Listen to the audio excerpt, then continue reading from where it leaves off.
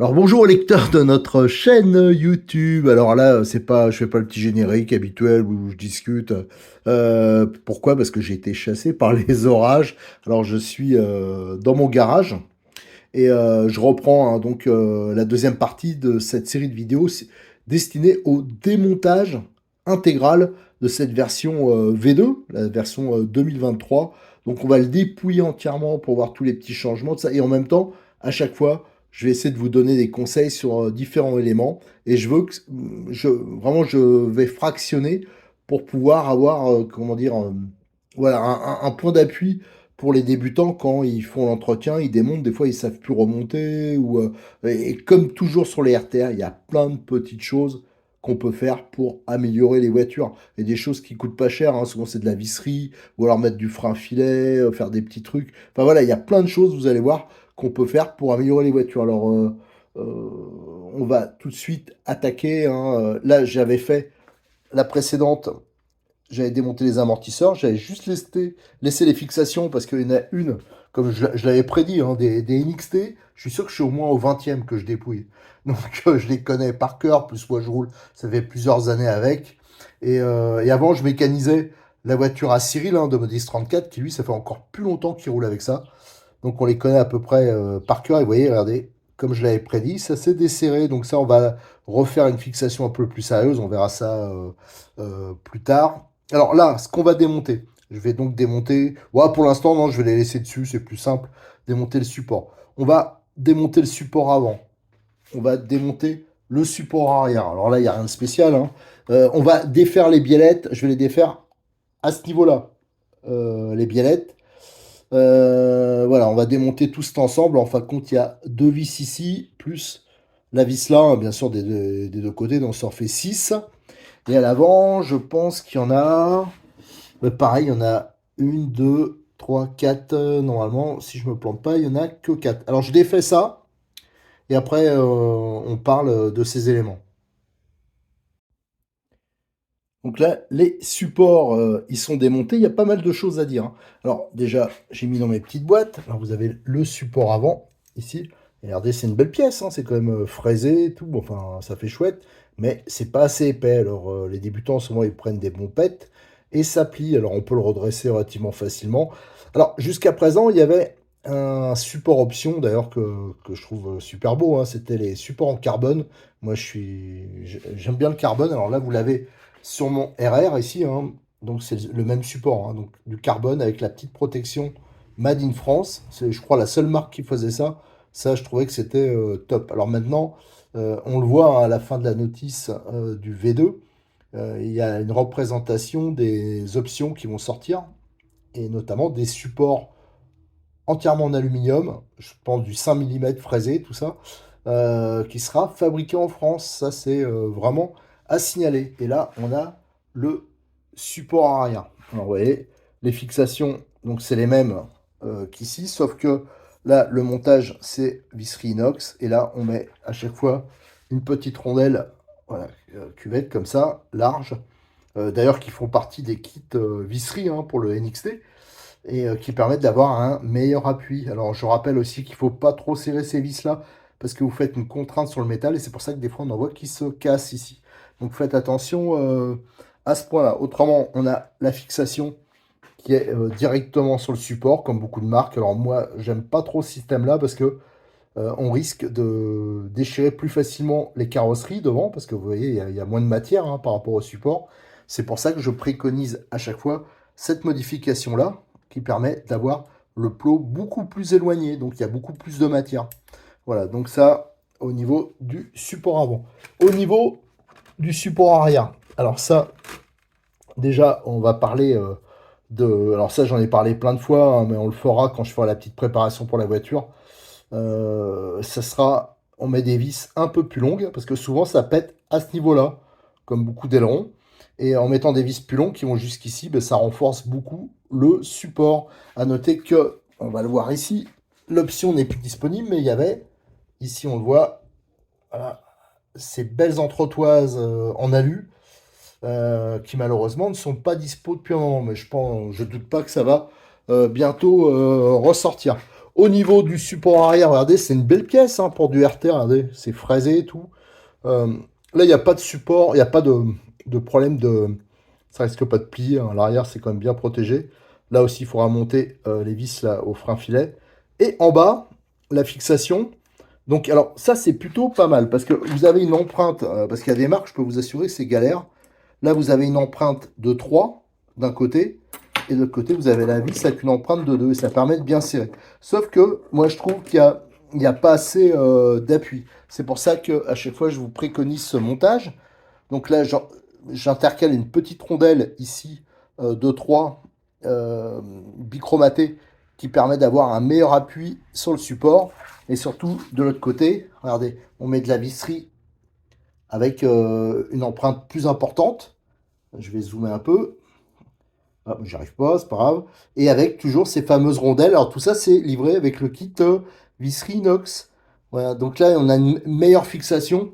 Déjà, c'est plus fiable et c'est quand même plus joli, hein. De toute façon, c'est la même chose pour les fixations d'amortisseurs, même au niveau de l'aileron.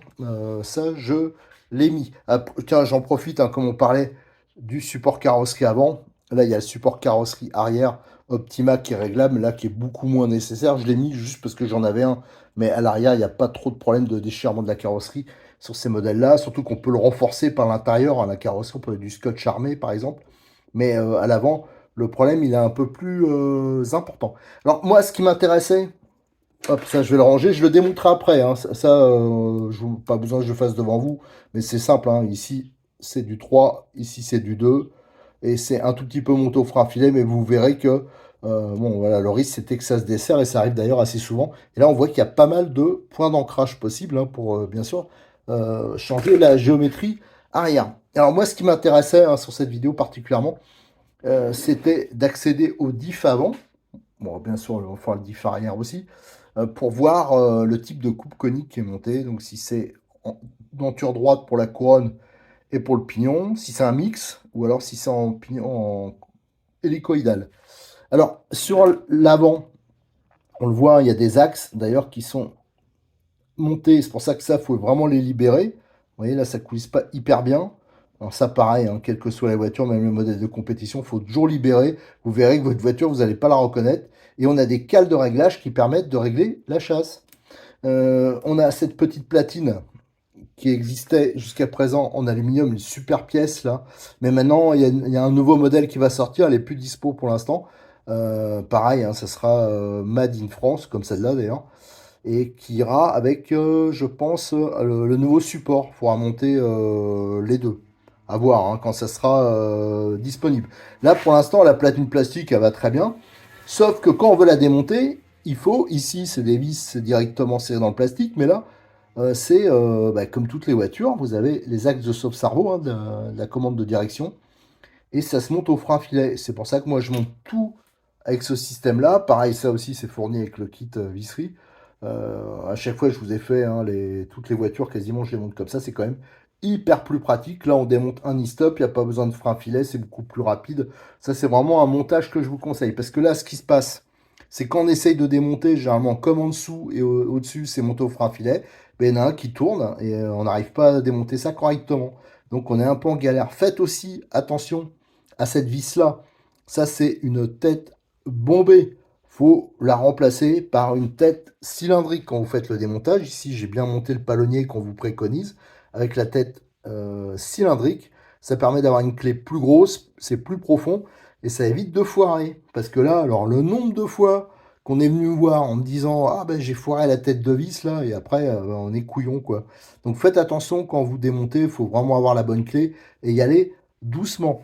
Alors ce que je vais faire là, on va accéder rapidement comment ça s'appelle au différentiel. Alors c'est vrai que je peux le faire à l'arrière aussi, hein, je le ferai à l'arrière. Pour l'arrière c'est un peu plus simple.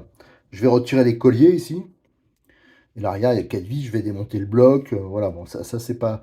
À l'avant il y a quand même un peu plus de choses. On va déjà déconnecter la direction. On va la déconnecter aussi ici. Et on va démonter la platine et les 4 vis en dessous et on aura tout le train à retirer. Alors, qu'est-ce que je voulais vous dire à ce propos? Oui, quand je dis qu'il y a de la petite prépa à faire, des petites choses simples, vous allez vite le comprendre là aussi. j'ai pas regardé encore, mais je suis sûr qu'il y a du jeu. Quand vous regardez les barres anti-roulis, vous avez donc les vis de réglage ici pour régler le jeu. Alors bien sûr, en usine, vous imaginez pas que le gars, il va un par un les régler pile poil. Mais là, vous prenez, regardez comment elle se trimballe la barre anti-roulis. Regardez. Donc ça, vous pouvez pas, il n'y a aucune efficacité. Donc ça, faut absolument les régler sur les voitures. Ça, tout ça, ça augmentera vos performances et surtout, ça permettra d'avoir des voitures plus constantes. Donc ça se règle avec les petites vis là. Moi, j'ai tendance à le déconnecter du triangle et je fais en sorte que il y a un minimum de jeu, mais surtout que ça soit parfaitement libre, quelle que soit la position de la barre. Allez, de toute façon, je démonte tout ça. Regardez, là les axes. Ça se démonte encore assez facilement et je la mets dans mon petit truc train avant. Voilà, je vais encore le mettre à côté parce que ça va être les triangles. Je vais déconnecter donc les vis de barre anti-roulis là, comme ça sera fait, que ce soit à l'avant ou à l'arrière. Ici il y a la petite bavette de protection, couper le collier. Et quand j'aurai démonté les deux trains, ce que je vais faire déjà, c'est que je vais démonter ça et la platine et je vous montrerai ce que ça fait une fois que c'est démonté ça. Alors j'ai démonté les vis, hein. Il y a 5 vis en tout, hein. Voilà, ça se démonte comme ça, et normalement il y a une petite rondelle, et elle n'y est pas. Voilà, des fois il y a une petite rondelle là, des fois il n'y a pas. Alors on voit que c'est entièrement monté sur roulement à billes, voilà, il y en a 4. Mais chose beaucoup plus rare, même sur les modèles compétition, ici vous avez des roulements, là. Le système il est vraiment bien, alors c'est peut-être monté, moi je trouve que ça c'est monté à l'envers à chaque fois, parce que le biseau ça me paraîtrait plus logique qu'il soit peut-être en dessous, hein. Donc ça fait partie des bizarreries. Mais le fait que ce soit monté sur roulement épaulé, quand même, c'est un plus, hein. C'est vraiment. D'ailleurs, c'est pour ça que c'est intéressant de déconnecter la direction, les biellettes ici, pour voir si c'est parfaitement libre. Ça, c'est vraiment important, hein. Quand vous montez, et n'hésitez pas à déconnecter de temps en temps sur les portes-fusées et aussi à ce niveau-là, pour vérifier que c'est parfaitement libre. Ça permettra de préserver votre cerveau. Alors, je disais, pour les roulements ici, le petit problème, c'est qu'on les trouve pas à part, quoi. C'est galère. Alors, c'est pour ça que j'avais demandé à Cyril de faire des ensembles complets pour ceux qui veulent une direction neuve. Voilà, c'est pour ça que Cyril, je pense, c'est le seul qui propose des ensembles complets. Alors, je pense que j'en avais parlé déjà, mais même si je me répète, c'est pas grave. Mais avant, je vous préconisais de couper 1 mm, 1 mm 5 de la chape pour avoir bien parallèle le bras de direction et le bras du sauve-cerveau. Il faut vraiment que ça soit parallèle, ce qui n'est pas du tout le cas. Si vous regardez comme ça, on voit qu'il y a un gros décalage. Et j'ai l'impression qu'avec le nouveau support cerveau, le décalage est plus important. Donc on verra, ça c'est important de bien aligner, autrement vous aurez une direction qui ne sera pas symétrique et ça c'est pas bon. Alors monsieur Obitech, si t'écoutes, moi je vous demande une seule modif pour la prochaine évolution du NXT. Faites-nous d'autres biellettes quoi. Parce que déjà, je trouve, alors ce qui est bien, c'est que les pièces NXT, généralement, elles sont toutes pas chères, beaucoup moins chères que la concurrence. Sauf, je trouve, deux pièces que je trouve, voilà, les deux pièces qui sont pas terribles, c'est ce système-là, qui à la base serait pas mal parce que, en fin de compte, il y a l'empreinte sur la rotule pour le démontage, tout ça c'est pratique. Mais déjà, elles ont pas la bonne longueur, ça prend du jeu. Et voilà, si vous pouvez nous faire une belle petite biellette bien sympa et de la bonne longueur. Et si monsieur Obitech pouvait nous faire des sachets d'insert où il y en a plus que 4 parce que là, ça reste pas cher, mais ça reste cher pour 4 inserts, quoi. Et ce serait bien d'avoir des jeux, je sais pas, qu'il y en ait une dizaine, voilà, avec des inserts avec différents réglages possibles. Voilà, monsieur Obitech. Allez, go, maintenant je vais là. Regardez, alors si, autre chose que je voulais vous montrer, regardez, le bleu là, c'est du frein filet. Vous avez vu la quantité de frein filet qu'il y avait alors en Asie, je sais pas ce qu'ils utilisent comme frein filet, mais on dirait qu'il est jamais sec, qu'il est. Voilà, ça doit pas être des freins filets bien fantastiques. Voilà, donc là, et ça permet.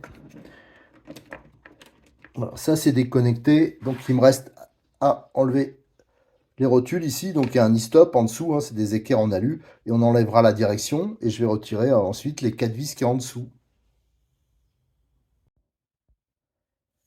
Et j'ai démonté le système de direction. Alors là, le cerveau, on voit, hein, il y a, comment dire, des restes de frein filet. Mais regardez ici à la base, hop, on zoome, regardez là. Bon, déjà, en haut, on voit qu'il y avait du frein à filet. Mais là, en bas, il y en a qui étaient rouges. Voilà, et ça reste, si je mets le doigt dessus, ça reste humide, quoi. Donc, je sais pas ce que c'est leur frein à filet, mais enfin, bon, voilà. Ça, c'est pas grave, on va le refaire. Alors, je vous dis, tout ça, c'est pour vous aider si vous faites de l'entretien, hein. C'est pas, tout n'est pas obligatoire dès le début. Mais après, quand vous refaisez votre voiture, ça, c'est plein de choses que vous pouvez refaire pour l'améliorer. Allez, maintenant que j'ai démonté le système de direction, tiens, je vais quand même vous le montrer. Vous voyez, c'est entièrement ce roulement à billes. Et là, il y a les roulements épaulés et les barres anti-roulis à pas inversées. Alors, c'est du 3 mm. Et je vous avais déjà parlé de l'option. Ça existe, on la voit ici, en 4 mm qu'on peut monter, hein. Alors, ça aussi, chez Modis 34. Je vous mettrai les références à la fin, hein, dans les commentaires et bien sûr sur le forum. Mais il les vend aussi toutes montées, hein, parce qu'il y en a pas mal qui galéraient. Enfin, ils ne savaient pas trop comment les monter, comment les régler. Donc, c'est livré tout monté. Allez, maintenant, je vais retirer les 4 vis d'en dessous. Et les 4 vis là, enfin je vais retirer les colliers, comme ça on va démonter le train avant et le train arrière. Alors si, pour le train arrière, j'ai quand même une vis supplémentaire. J'ai celle-là, hein, du renfort de châssis aussi à retirer. Alors j'ai démonté le train avant et le train arrière. Tiens, on va parler des cardans centraux. Donc c'est des cardans goupillés, classiques, hein, pour moi c'est ce qu'il y a de mieux. Et vous allez voir, ça c'est l'arrière et ça c'est l'avant. Et vous allez voir que l'avant, faites attention, il est un peu plus court. D'ailleurs, tiens, ici, on a les cardans arrière qui sont eux aussi goupillés. Et à l'avant, on retrouve des homocinétiques. Tiens, pour toujours parler des cardans, je vais en profiter que j'ai cette voiture à côté de moi. Vous avez la possibilité de monter les cardans option, hein. C'était ceux qu'il y avait sur les RR. Bon, perso, je trouve que ça apporte pas grand-chose. À l'arrière, le RR, il est aussi équipé de cardan homocinétique. Là, pareil, hein, c'est pas une option vraiment indispensable. Par contre, à l'avant, il a des cardans qui sont un peu plus solides que ceux des RTR. Alors, c'est pas qu'ils cassent, moi j'en ai jamais cassé, mais ça m'est arrivé sur des gros chocs de les voiler. Par contre, ça se redresse hyper facilement. C'est pour ça que j'ai conservé les cardans d'origine. Alors, qu'est-ce que je voulais dire? Alors, là, dans cette opération, ce qui m'intéressait, alors déjà, c'est de vous montrer le châssis une fois démonté. Vous voyez, c'est une belle pièce. Alors, par exemple, là, je suis en train de travailler sur le Kyosho Neo. Je peux vous dire que le châssis du NXT, il est quand même largement plus haut de gamme. On voit, il est fraisé sous la cellule. Regardez, à ce niveau-là, c'est fraisé aussi. À l'arrière aussi. Voilà. Donc, c'est quand même un plus. Au niveau du train arrière ou du train avant, ce qui m'intéressait, c'était de voir le type de coupe conique. Alors déjà, vous voyez, c'est graissé avec voilà, c'est de la graisse à roulement qui est assez épaisse. C'est pour ça que je vous ai déjà fait des tutos là-dessus, hein. Moi, je mets de la graphite, hein, de chez Cyril. On verra ça. Je vous l'ai déjà montré si vous voulez voir. De toute façon, il y a déjà les vidéos que j'avais fait pour le Xtreme, la préparation du Xtreme. Moi, ce qui m'intéressait, c'était voir les coupes coniques. Et là, je les vois. Donc, c'est des couronnes acier, hein, et c'est bien une couronne à denture droite. Et là, si je regarde, c'est un pignon. Alors là, vous ne le voyez pas bien, vous, parce que c'est pas facile pour moi de l'éclairer. Mais je l'ai vu, c'est exactement comme le Extreme. Donc, vous avez une... Alors, j'avoue que ça m'avait étonné quand je l'avais vu la première fois. La couronne droite mixée avec un pignon hélicoïdal. Alors, du coup, j'avais demandé à Stéphane Matteo de chez Immodel Hobbytech une explication et il m'avait dit que les nitros, quand vous achetez un NXT Nitro, vous avez couronne droite, pignon droit. Et sur les thermiques, ça résiste, mais apparemment sur les électriques, c'était surtout ceux qui mettaient des 6S. Alors, vu les moteurs de folie qu'ils avaient monté dessus, c'est pour ça que je dis toujours, c'est pas raisonnable de monter du 6S. Il y en a qui ont réussi à avoir des problèmes de transmission. Je peux vous dire, d'expérience, hein, pour avoir eu plein de marques, c'est sûrement une des transmissions les plus solides. Moi, personnellement, qui est une utilisation normale, j'ai jamais eu le moindre souci là-dessus. Surtout que, voilà, il suffit de faire gaffe que les roulements ne soient pas complètement explosés, voilà, les jeux, tout. Et la solution qu'ils avaient trouvée, ça m'avait beaucoup étonné, c'est de mettre une couronne droite avec un pignon hélicoïdal. Et effectivement, moi, ça fait un moment que je roule avec ça, j'ai pas de problème. Même si ça peut paraître étonnant comme mélange, ça s'engraine parfaitement. Donc voilà, je ne savais pas que c'était possible de mélanger. Alors, je pense que c'est pas possible dans l'autre sens, c'est-à-dire on peut pas mettre une couronne hélicoïdale avec un pignon droit, mais l'inverse est possible. Alors pourquoi? Parce que tout ce qui est hélicoïdal, ça sera plus solide. C'est pour ça qu'on retrouve ça notamment dans les boîtes à vitesse et compagnie, hein. C'est pour avoir plus de solidité. Par contre, le rendement est un peu moindre. C'est pour ça qu'on retrouve encore des voitures avec des pignons droits pour gagner un peu en rendement. À une époque, je me rappelle, moi quand je courais dans les années 90, les voitures, il y avait des dentures hélicoïdales, mais qui étaient vraiment très prononcées.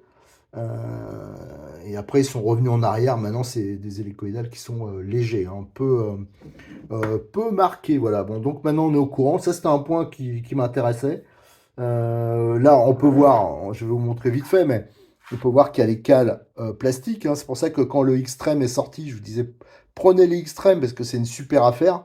Alors, sur l'arrière, c'est pas gênant parce que les cales, c'est vraiment très solide et en plus, elle est réglable, hein. Vous avez des inserts qui permettent de régler le pincement.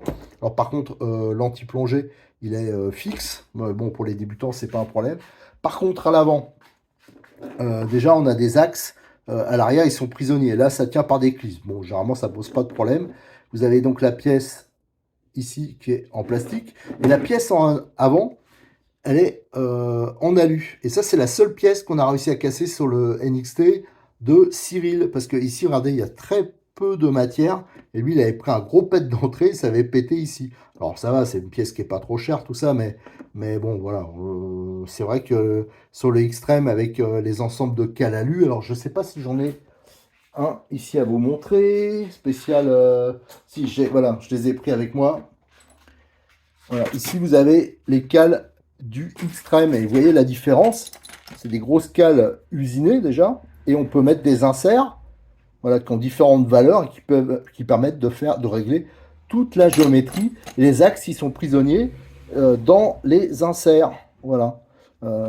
Donc ça, c'est autant à l'arrière, je trouve que c'est une option qui ne sert pas à grand chose, surtout quand c'est pas réglé, ça fait juste beau. Autant à l'avant, c'est une option qui peut être quand même assez utile. Voilà, surtout si on est un brise-tout. Voilà, allez, on va arrêter cette vidéo parce que là, ça commence à faire un peu long. Comme je vous ai déjà précisé, hein, je veux vraiment tout séquencer pour qu'on le retrouve plus facilement.